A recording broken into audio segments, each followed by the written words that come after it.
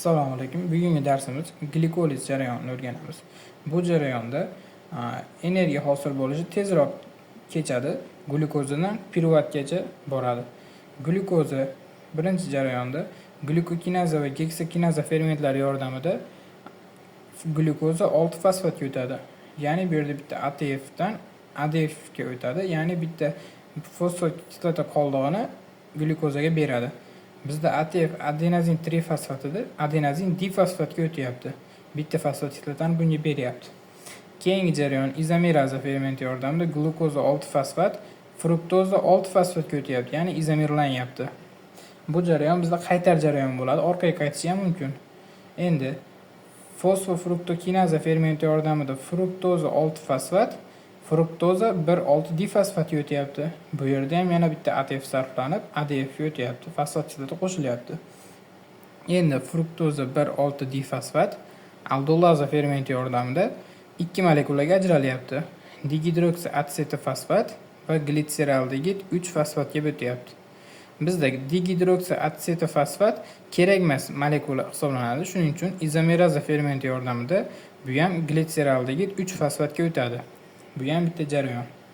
Endi glitseraldegid bizda glitseraldegid 3 fosfat 2 molekula hosil bo'lib qoldi.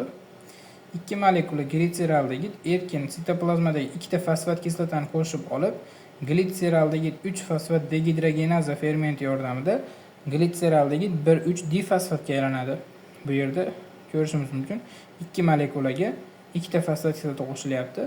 Yana 2 mol glitseraldegid 1,3 difosfat hosil bo'lyapti. Keyingi jarayonimiz fosfoglitserat kinaza. Bu yerda bu ferment yordamida glitseraldegid 1,3 difosfat 3 fosfoglitserat molekulasiga o'tadi. Bu yerda bizda ikkita fosfat kislota molekulasi ajralyapti. Ya'ni ADF sitoplazmadagi ADF ikkita fosfat kislotani qo'shib, ikkita ATF hosil bo'lyapti. Bizda birinchi bosqichda bitta ATF, uchinchi bosqichda bitta ATF sarflanganida endi ikkita ATF hosil bo'lyapti. Demak, holat neytrallashdi. Bizda glikoliz bosqichida aslida ikkita ATF hosil bo'lish kerak edi. Ikkita sarflandi, ikkita hosil bo'ldi. Endi oxirida yana ikkita hosil bo'ladi, ya'ni to'liq bo'ladi. Endi bizda 3 fosfoglitserat hosil bo'lganida bu ham 2 mol mutaza fermenti yordamida 2 fosfoglitseratga o'tadi. Bizda fosfat kislota endi 3-dan 2-ga o'tib qolyapti, ko'chayapti. Bu ham bizda 2 mol hosil bo'lgan. Endi bu 2 fosfoglitserat enalaza fermenti yordamida fosfoenolpiruvat molekulasini hosil qiladi. Bunda fosfat kislota ko'rishimiz mumkin, ajralyapti. Ajralish oqibatida sitoplazmadagi erkin ADFlar birikib ATF molekulasini hosil qiladi. Bizda ko'rishimiz mumkin, glitseraldagi 3 fosfatdan beri 2 molekuladan davom etib kelyapti. Har bir jarayonda fosfoenolpiruvatda 2 molekula fosfat kislota 2 molekula ADF ni qo'shib 2 molekula ATF ni hosil qilyapti.